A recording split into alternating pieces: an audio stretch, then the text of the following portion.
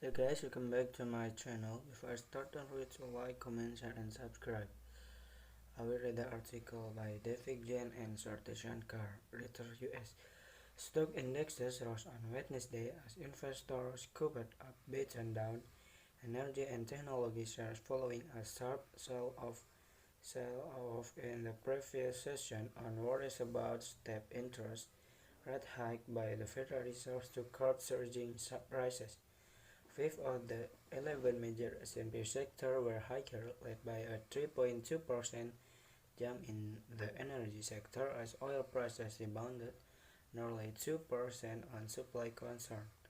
Shares of technology and growth companies such as Amazon.com, ANC, and Apple Inc. gained between 0.9% and 1.3% after leading decline on Tuesday. The three major indexes on Tuesday posted their biggest one-day percentage decline since June 2020 as the Consumer Price Report cemented bids that the U.S.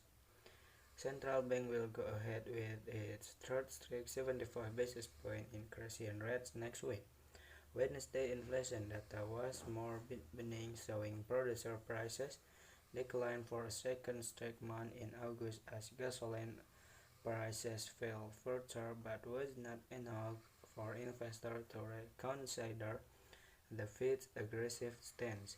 Markets are pricing in a 37% chance of massive 100 bps increase by the Fed and expect rates to peak at 4.34% by March 2023. It's plausible if not probable at the same time. I believe and hope that the Fed is also going to be judicious with regard to how aggressive it is in light of the fact that the economy is slowing, said Mark Wolsinski, chief investment strategist at Johnny Montgomery Scott in Philadelphia. From here, it is a matter of whether we can get a rate cut bonds or what we are saying now is just simply some sellers covering it. Will be premature to say that the close we had after yesterday carnage in equity market was necessarily the bottom. Stock had rallied ahead of the inflation data with the S&P 500 managing to hold the 3,900 levels in a significant technical support by analysts as easing commodity prices, especially oil, raised hopes the Fed will scale back its aggressive policy tightening. Growing expectation of a more hawkish Fed are an unwanted development for a market already contending with worries that the central bank's effort to tame inflation could tip the economy into a recession. September, which is a seasonally weak period for markets, will also see the Fed ramp up the unwinding of its balance sheet to $95 billion per month, a move some investors for may add to volatility in market and weigh on the economy. The CBOE Volatility Index, also known as Wall Street Fear Gauge, fell to 26.53 points after hitting a 2-month high in the previous session.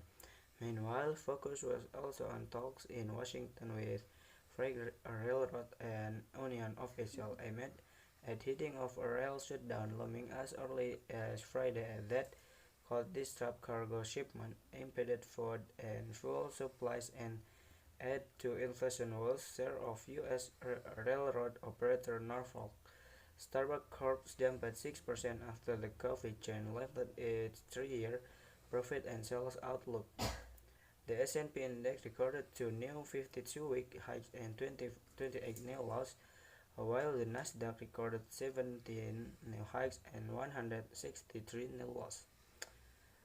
September, which is a seasonally weak period for market, will also see the Fed ramp up the unwinding of its balance sheet to $75 billion per month, a move some investors firm may add to volatility in market and weigh on the economy.